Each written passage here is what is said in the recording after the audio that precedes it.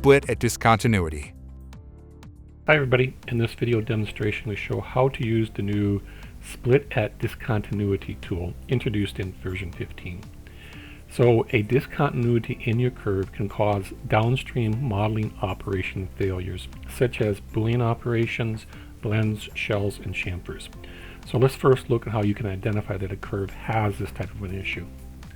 I'm going to select my curve and I'm going to go to the verify, check object. And here you can see that, hey, it's noticing this curve's not G1 or C1 compatible. Now, you can get this type of issue to happen when you convert certain text fonts to glyph outlines, where typically a font designer will use Bezier curves that have the ability to have a tangent to the right side of the point that's different than the tangency to the left side of a point. Now, let's show how this can show itself in a modeling operation. I'm going to select everything and I'm going to specify a vector, and let's have it go 2 inches, and then let's grab this last one and we're going to also have him go up 2 inches.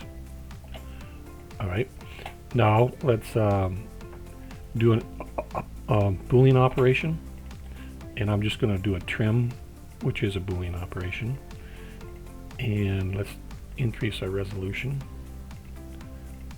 And we're going to slide this up, and our goal is to split the solid with that curve. So I'll go to my split tool, trim solid tool, and I'm going to pick the curve, and then you're going to see it fails. This is a common failure message for something with a discontinuous surface or body, where it will say model parameter error. Alright, let's fix the problem. I'm going to get rid of my extruded parts, and I'm going to go back to my curves, and we're going to go to the modify, split at discontinuities. Then we'll select all of these and have it calculate. Now, something that I like to do after using a tool that converts one curve into many curves is the Power Pack assorted colors.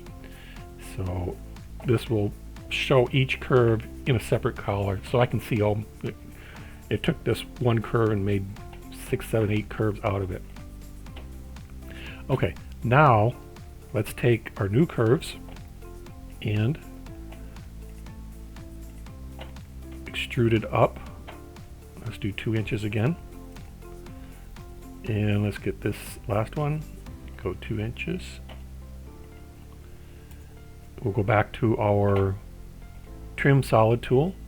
We'll pick our curve and pick our solid. Let's flip it. Do it again for the other one. Flip it.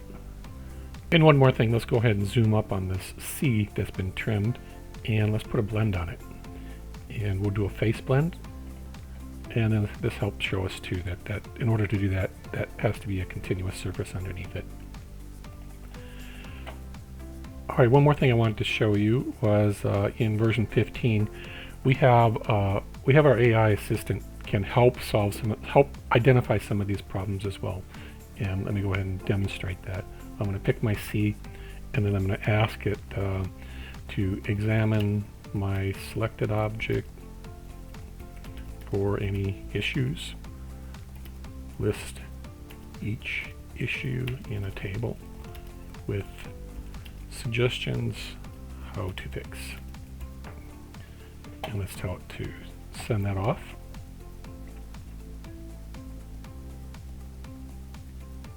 Okay, so it's returned back, and it's done a little bit of an analysis on my curve, and it says that the curve has continuity issues, and it also suggests that we use the split at discontinuity tool to fix. Thanks for watching.